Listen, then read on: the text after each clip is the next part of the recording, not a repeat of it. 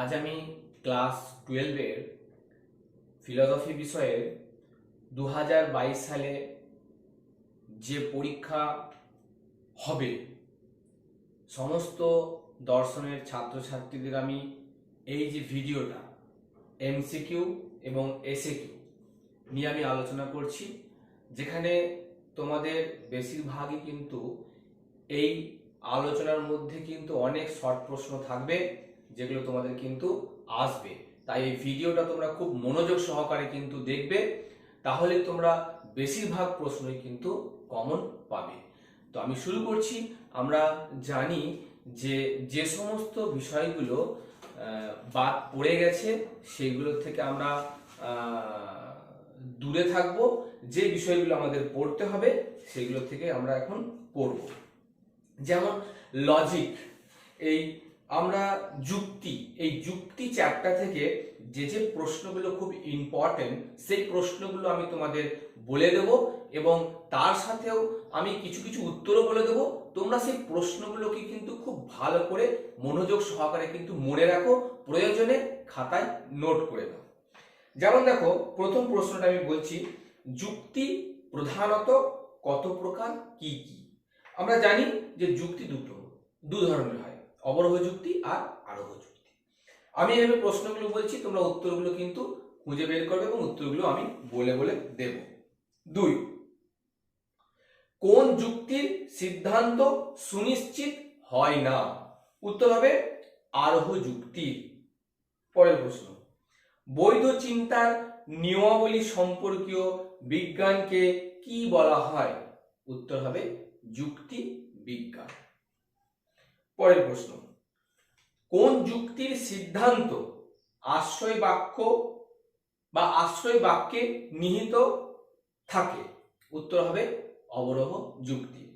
পরের প্রশ্ন, কোন অনুমানের সিদ্ধান্তে নতুনত্ব থাকে? উত্তর হবে আরোহ যুক্তি।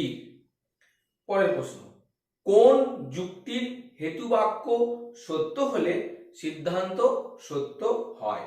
উত্তর হবে অবরোহ যুক্তি। পরের প্রশ্ন চলে যাচ্ছি, যুক্তি কোন প্রক্রিয়ায় ভাষায় প্রকাশিত হয়? উত্তর হবে অনুমানে। খুব ইম্পর্টেন্ট কিন্তু এই প্রশ্নগুলো। পরের প্রশ্ন, যুক্তির অংশগুলিকে কি বলা হয়? উত্তর হবে অবয়ব বলা হয়। পরের প্রশ্ন, যুক্তির কাঠামোকে কি বলা হয়? উত্তর হবে যুক্তির আকার। এবার আমরা এই চ্যাপ্টার থেকে আমরা একটু এসএকিউ টাইপের প্রশ্ন একটু আলোচনা করে নিই। এমসিকিউ এসিকিউ বলেছি। এবারে এই চ্যাপ্টার থেকে তোমাদের এসিকিউ টাইপের কি কি প্রশ্ন আসতে পারে? যেমন ধরো, যুক্তি কি, এটা আসতে পারে। লজিক শব্দটির অর্থ কি, এটা আসতে পারে। অবরোহ অনুমান আরোহ অনুমানের মধ্যে একটি পার্থক্য আসতে পারে। অনুমান এবং যুক্তির মধ্যে একটি পার্থক্য আসতে পারে। ইংরেজিতে লজিক শব্দটার অর্থ কি, এখান থেকে আসতে পারে। পরবর্তীকালে আরেকটা প্রশ্ন বলে দিই, অবয়ব বলতে কি বোঝো, এটাও তোমাদের আসতে পারে। যুক্তির আকার কি, এটাও কিন্তু আসতে পারে। এই চ্যাপ্টার থেকে খুবই ইম্পর্টেন্ট। আরেকটা বলে দিই, অবরোহ যুক্তি বলতে কি বোঝো, এটাও তোমাদের আসতে পারে। তাহলে মোটামুটি যুক্তি থেকে এই কটা তোমরা পড়লে অনেকটাই কমন তোমরা পেয়ে যাবে। এরপর আমরা পরের চ্যাপ্টারে চলে যাচ্ছি। আমরা যাচ্ছি বচন। বচন থেকে তোমরা কি কি পড়বে? শর্ট প্রশ্ন, প্রথমে এমসিকিউ আমি আলোচনা করে দিই। যেমন ধরো, এমসিকিউ পড়বে তোমরা যে কতগুলো তোমাদের বচন দিয়ে দেওয়া হবে। যেমন ধরো, এই ধরনের একটা প্রশ্ন, কোন বচনের উভয় পদ অব্যাপ্য?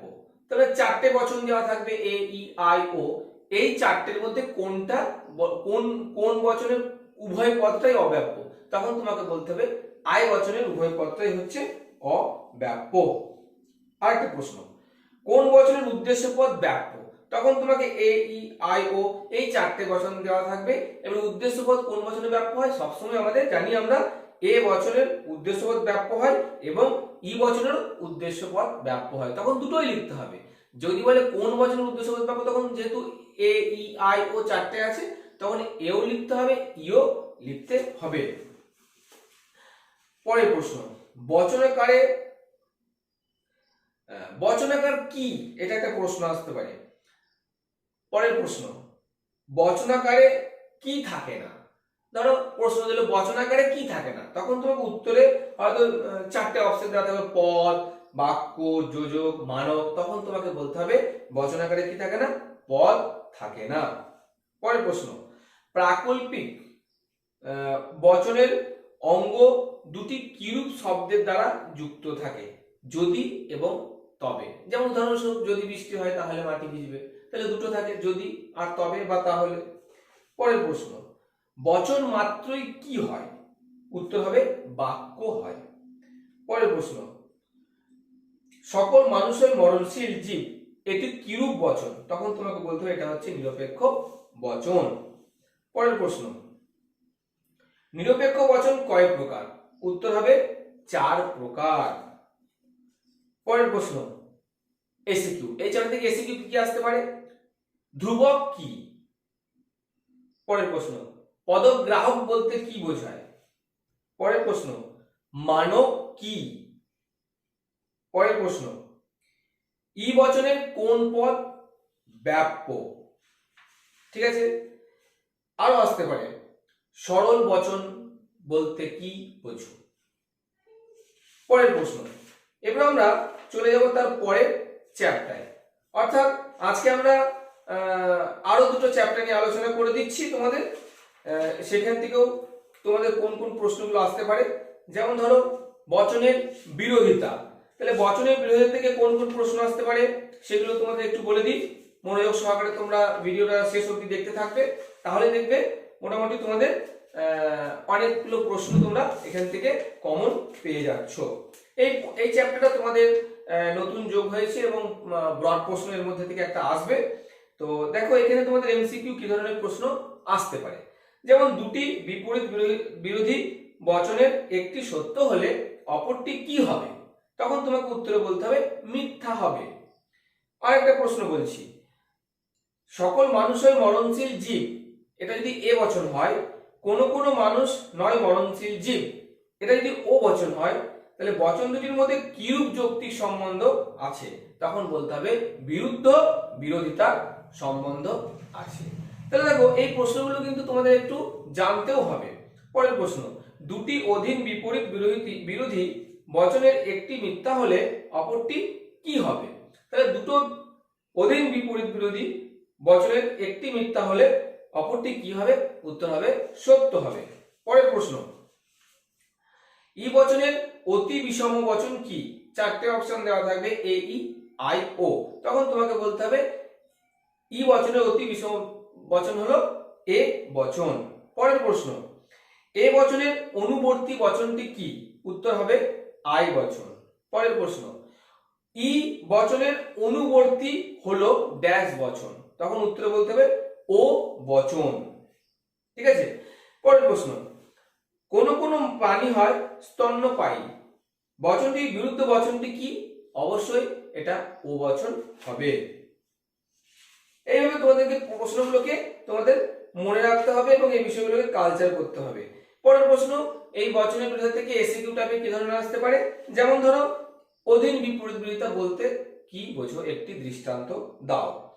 তারপর আসতে পারে বচনের দুটি বচনের বিরোধিতার দুটি শর্ত উল্লেখ করো, এ ধরনের প্রশ্ন আসতে পারে। পরের প্রশ্ন আসতে পারে বিরুদ্ধ বিরোধিতার সঙ্গে অসম বিরোধিতার কি পার্থক্য আসতে পারে। আবার পরের প্রশ্ন আসতে পারে অসম বিরোধিতার দুটি দৃষ্টান্ত দাও। পরের প্রশ্ন আসতে পারে অসম বিরোধিতার একটি উদাহরণ দাও, যেটা দৃষ্টান্ত বললাম আমি। পরের প্রশ্ন, বিরুদ্ধ বচন বলতে কি বোঝো। এই ধরনের প্রশ্নগুলো তোমাদের মোটামুটি সেট হবে, তোমরা একটু জেনে রাখো তাহলে হবে। পরের চ্যাপ্টারে চলে যাচ্ছি, অমাধ্যম অনুমান। দেখো এই চ্যাপ্টার থেকে তোমাদের কোন কোন প্রশ্নগুলো আসতে পারে আমি একটু আলোচনা করে নিচ্ছি। আবর্তন কি, এটা কিন্তু ব্রড প্রশ্ন, এসিকিউ টাইপের, আবর্তন কি এটা আসতে পারে। এবার আমি তোমাদের শর্ট প্রশ্ন এমসিকিউ বলে দিই, আবর্তনীয় বচন এ হলে আবর্তিত বচন কি হবে, তখন চারটে অপশন দেওয়া থাকবে, উত্তর হবে আই। পরের প্রশ্ন, আবর্তনীয় বচন আই হলে আবর্তিত বচন কি হবে, না আবর্তনীয় বচন আই হলে আবর্তিত বচন হবে অবশ্যই এটা আই বচন হবে। এইভাবে তোমাদের কিন্তু প্রশ্নগুলোকে অ্যাটেন্ড করতে হবে। যেমন আরেকটা প্রশ্ন বলে দিই আমি তোমাদের, কোন বচনের বা কোন বচনের আবর্তন সম্ভব নয়। অবশ্যই এটা আমরা জানি ও বচনের আবর্তন সম্ভব নয়। পরের প্রশ্ন, বিবর্তনীয় বচন আই হলে বিবর্তিত বচন কি হবে? উত্তর হবে ও হবে। পরের প্রশ্ন, বস্তুগত বিবর্তনের প্রবক্তা কে? উত্তর হবে বেইন। বেইন হচ্ছেন বস্তুগত বিবর্তনের প্রবক্তা। এই চ্যাপ্টার থেকে যদি তোমাদের ব্রড প্রশ্ন আসে তাহলে কি হবে?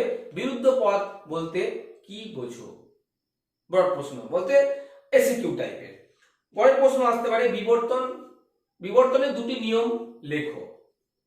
পরের প্রশ্ন, বিরুদ্ধ পদ ও বিপরীত পদের মধ্যে একটি দৃষ্টান্ত দাও। পরের প্রশ্ন, বিপরীত পদ বলতে কি বোঝো? পরের প্রশ্ন, সরল আবর্তন কি? অসরল আবর্তন কি? ঠিক আছে, এইভাবে তোমরা আমাদের অনুমান থেকে তোমরা এগুলো করলে। এরপর তোমাদের চলে এসো নেক্সট চ্যাপ্টারে। তোমাদের যে চ্যাপ্টার রয়েছে নিরপেক্ষ ন্যায়। দেখো নিরপেক্ষ ন্যায় তোমাদের বলে দিই, যে সমস্ত শর্ট প্রশ্নগুলো আসার সম্ভাবনা অনেক বেশি। ন্যায় কোন শ্রেণীর অনুমান? চারটে দেওয়া থাকবে অপশন, তখন তোমাকে লিখতে হবে অবরোহ অনুমান। পরের প্রশ্ন, ন্যায় মাধ্যম না অমাধ্যম অনুমান? অবশ্যই ন্যায় হচ্ছে মাধ্যম অনুমান। এই যে প্রশ্নগুলো তোমাদেরকে একটু জানতে হবে, যেগুলো ইম্পর্টেন্ট প্রশ্ন সেগুলো তোমাদের আমি একটু আলোচনা করে দিচ্ছি। নিরপেক্ষ ন্যায় কয়টি বচন থাকে? উত্তর হবে 3টি বচন থাকে। পরের প্রশ্ন, নিরপেক্ষ ন্যায়ের হেতুবাক্যের সংখ্যা কটি? উত্তর হবে 2টি। পরের প্রশ্ন, সংস্থান কয় প্রকার, কি কি? উত্তর হবে 4টি, প্রথম, দ্বিতীয়, তৃতীয় এবং চতুর্থ। পরের প্রশ্ন, ন্যায়ের বৈধ মূর্তির সংখ্যা কটি? উত্তর হবে 19টি। পরের প্রশ্ন, ফেরিসন কোন সংস্থানে বৈধ মূর্তি? উত্তর হবে কি না চতুর্থ সংস্থানে। ফেরিও কোন সংস্থানে বৈধ মূর্তি? উত্তর হবে প্রথম সংস্থানে। বারবারা কোন সংস্থানে বৈধ মূর্তি? উত্তর হবে অবশ্যই প্রথম সংস্থানে। সিলাইন কোন কোন সংস্থানে বৈধ মূর্তি? অবশ্যই এটাও হবে প্রথম সংস্থানে। আচ্ছা, ড্যারাফটি কোন সংস্থানের বৈধ মূর্তি? উত্তর হবে তৃতীয় সংস্থানের। এইভাবে তোমাদের কিন্তু এই নিরপেক্ষ ন্যায় থেকে এমসিকিউ আসার সম্ভাবনা অনেক বেশি। এবার এখান থেকে তোমাদের ব্রড প্রশ্ন কি কি আসবে, বা আমরা যেটাকে এসিকিউ বলছি না, মিশ্র ন্যায় বলতে কি বোঝো? 2, অমিশ্র ন্যায় বলতে কি বোঝো? 3, বৈধ মূর্তির সংখ্যা 4টি বৈধ মূর্তির সংখ্যা লেখো। 5, মূর্তি বলতে কি বোঝো? এই ধরনের তোমাদের প্রশ্নগুলো কিন্তু সেট হবে। এবার দেখো তোমাদের এই যে নিরপেক্ষ ন্যায় হয়ে গেল, এবার তোমরা একটু আরোহের দিকে আমি চলে যাচ্ছি, যে আরোহের অনুমানে কি কি ইম্পর্টেন্ট হতে পারে। যেমন ধরো, আরোহ যুক্তিকে কি বৈধ বা অবৈধ বলা যায়? অবশ্যই আরোহ যুক্তিকে বলা যায় না। পরের প্রশ্ন, কোন যুক্তির সিদ্ধান্ত সার্বিক বচন হয়? অবশ্যই এটা আমরা জানি যে আরোহ যুক্তির সিদ্ধান্ত সবসময় সার্বিক হয়। পরের প্রশ্ন, ভালো উপমা যুক্তির ভিত্তি কি? অনেকগুলো অপশন দেওয়া থাকবে, তার মধ্যে উত্তর হবে সাদৃশ্যের প্রাসঙ্গিকতা। পরের প্রশ্ন, কার্যকারণ নিয়ম আরোহের কিরূপ ভিত্তি? উত্তর হবে আকারগত ভিত্তি। এইভাবে তোমরা প্রশ্নগুলো কিন্তু করবে। পরের প্রশ্ন, আরোহ যুক্তির ভিত্তি কি? আরোহ যুক্তির ভিত্তি কয় প্রকার? আরোহ যুক্তির ভিত্তি হচ্ছে 2 প্রকার। পরের প্রশ্ন, বৈজ্ঞানিক আরোহ অনুমানের সিদ্ধান্ত কি বচন হয়? অবশ্যই এটা আমরা জানি সার্বিক বচন হয়। লৌকিক আরোহের ভিত্তি কি? উত্তর হবে অবাধ অভিজ্ঞতা। পরের প্রশ্ন, আরোহ অনুমানের কিরূপ সত্যতা থাকে? উত্তর হবে বস্তুগত সত্যতা। পরের প্রশ্ন, মন্দ উপমা যুক্তিকে সাদৃশ্যের বিষয়গুলি কি রূপ হয়? উত্তর হবে অপ্রাসঙ্গিক হয়। পরের প্রশ্ন, পর্যবেক্ষণ ও পরীক্ষণ কোন অনুমানের বস্তুগত ভিত্তি? উত্তর হবে অবশ্যই এটা কি না আরোহ অনুমানের ভিত্তি। পরের প্রশ্ন, উপমা যুক্তির মূল্যায়নের মানদণ্ড কি? না উপমা যুক্তির মূল্যায়নের মানদণ্ড হচ্ছে সাদৃশ্যের বিষয়গুলির প্রাসঙ্গিকতা। অর্থাৎ এইভাবে তোমরা যদি প্রত্যেকটা চ্যাপ্টার ধরে ধরে তোমরা যদি শর্ট প্রশ্ন আলোচনা করে নাও, তাহলে কিন্তু তোমরা অনেকগুলো কমন পেয়ে যাবে। আর আমি তোমাদের লাস্ট মিলের পরীক্ষণমূলক পদ্ধতি থেকে কয়েকটা বলে দিচ্ছি। শর্ট প্রশ্ন। তো তার মধ্যে প্রথমটা হচ্ছে যে অপসারণের কোন সূত্রে মিলের অন্যয় পদ্ধতি ভিত্তি করে গড়ে উঠেছে? অবশ্যই প্রথম সূত্রের উপর। পরের প্রশ্ন, মিলের কোন পদ্ধতি মৌলিক? উত্তর হবে ব্যতিরেকী পদ্ধতি মৌলিক। পরের প্রশ্ন, অন্যয় পদ্ধতির মূলত কিরূপ পদ্ধতি? উত্তর হবে পর্যবেক্ষণমূলক পদ্ধতি। পরের প্রশ্ন, অন্যয় ব্যতিরেকী পদ্ধতির অন্য নাম কি? উত্তর হবে দ্বৈত অন্যয় পদ্ধতি। পরের প্রশ্ন,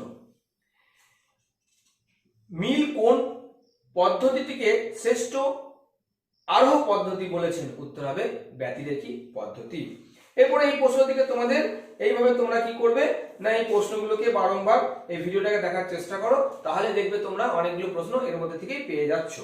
আর একটা প্রশ্ন, যেমন দেখো, সমাজে বেকারের সংখ্যা যত বেশি হয় অপরাধের সংখ্যা তত বৃদ্ধি পাবে। যুক্তিটি কোন পদ্ধতি প্রয়োগ করা হয়েছে? যুক্তিটি কি কোন পদ্ধতি? সহ পরিবর্তন পদ্ধতি প্রয়োগ করা হয়েছে। আবার দেখো, বিজ্ঞানের অগ্রগতির নৈতিক অধঃপতনের কারণ, যুক্তিটিতে কোন পদ্ধতি প্রয়োগ করা হয়েছে? উত্তর হবে সহ পরিবর্তন পদ্ধতি। অর্থাৎ আমরা যে অবরোহ এবং আরোহ যুক্তির মধ্যে যে আমরা 24টা এমসিকিউ এবং 16টা এসিকিউ যে প্রশ্নগুলো আসবে, সেই প্রশ্নগুলি নিয়ে মোটামুটি আমি একটা আলোচনা তোমাদের করে দিলাম। এই প্রশ্নগুলো কিন্তু খুব ইম্পর্টেন্ট। চেষ্টা করো তোমরা এই ভিডিওটাকে বারবার দেখার, তাহলে তোমরা এমসিকিউ প্রশ্নগুলোকে মনে রাখতে পারবে এবং যে প্রশ্নের উত্তরগুলো তোমরা পেলে না সেগুলো তোমরা বই থেকে খুঁজে বের করে নাও, দেখো উত্তরগুলো তোমরা পেয়ে যাবে। আমি আরো চেষ্টা করব তোমাদের আরেকটা ভিডিও এমসিকিউ এবং এসিকিউর জন্য তৈরি করে দেওয়া, এবং আমি তোমাদের চেষ্টা করব যে একটা সাজেশন ভিত্তিক একটা প্রশ্ন তৈরি করে দেওয়া। আজকে এই অবধি।